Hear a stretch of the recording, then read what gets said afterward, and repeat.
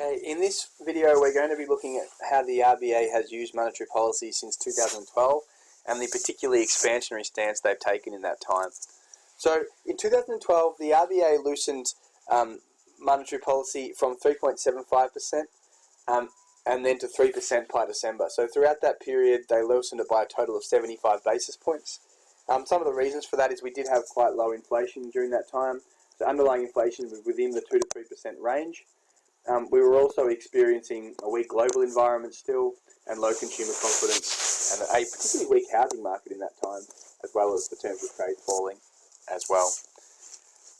From 2013 to 2015. So basically what happened from 2013 to 2015 is the RBA loosened monetary policy to 2.75% in 2013, or early 2013, then again to 2.5% by August 2013, and then they kept interest rates the same all the way from August 2013, that actually should say, to February 2015.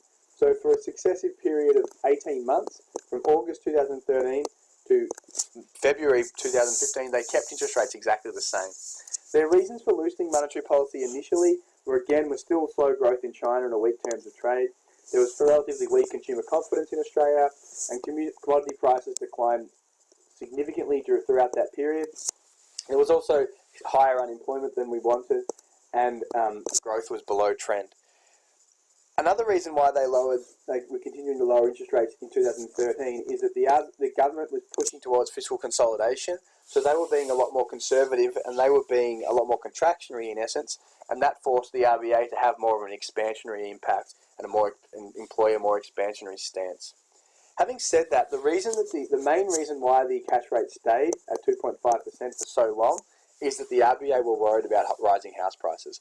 So they were worried about the high level of debt we were getting into and the impact that the low interest rates were having on housing prices, so they kept the cash rate at 2.5% to February 2015.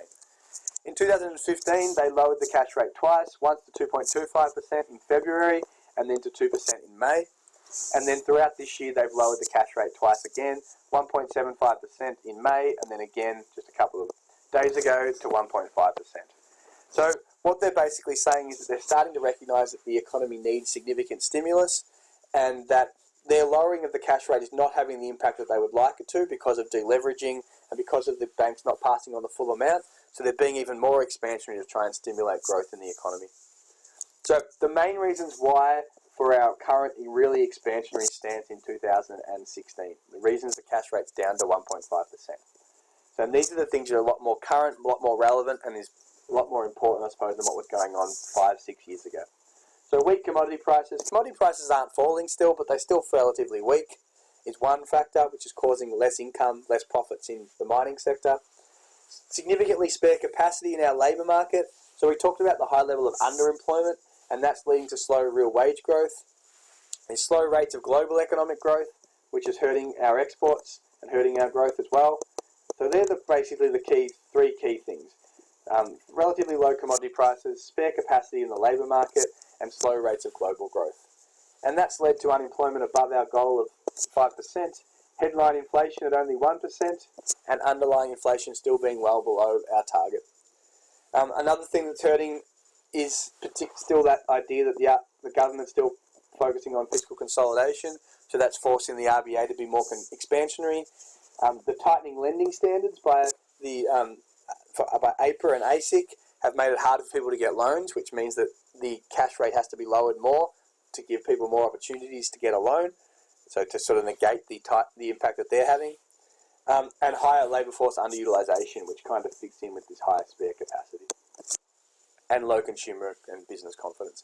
These are the main things that are causing the RBA to loosen monetary policy at the moment. Spare capacity, relatively low commodity prices, weak overseas growth, high levels of underemployment, and the budgetary policy basically leaving it up to the government.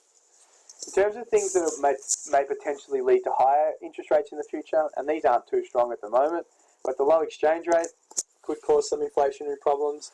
Property prices are still going up, so if they skyrocket out of control, then the RBA may be forced to raise the cash rate. It's been quite expansionary in Europe and the USA, so if that helps to stimulate their economy as much as they would like, then that might lead to more growth in Australia and perhaps more inflation, but that's very unlikely. Lower petrol prices, while that does lead to less inflationary pressures, I suppose the argument is in terms of the underlying rate of inflation, it can lead to more inflation in other areas because people spend more. But it's not a big thing because it should be overtaken by the fact that firms have lower production costs and things like that. So I wouldn't be using it as your main reason. And export volumes are actually quite strong. Despite the fact that commodity prices aren't all that strong, we're still exporting quite a lot, and that might be another reason to boost interest rates. The main two that I'd be focusing on, though, if you got them in an exam or something, is the strong property prices and the lower exchange rate compared to 2013, 2014. Statement from monetary policy to finish off. For some time, the RBA board has noted that the inflation outlook provided scope for a further easing in monetary policy. Basically, inflation is not an issue, let's be expansionary with monetary policy. After taking into account of developments over recent months, the board's assessment at its May meetings, this is back in May, was that the outlook for economic activity and unemployment was little changed, but the inflation outlook was lower. So we want to stimulate employment and growth, but inflation is not an issue. They took careful account of the developments in the housing market, noting the effects of supervisory measures, so the fact that it's harder to get a loan, which is basically reducing the demand for credit, which is meaning to less credit growth, so another reason to stimulate make expansionary policies. Taking all these into consideration, the board judged that the prospects for sustainable growth in the economy with inflation returning to target over time would be improved by further easing monetary policy. So we've got low inflation, we want to stimulate growth and employment, housing prices are less of a concern because of the security measures or the supervisory measures, so let's be expansionary with monetary policy. Thank you.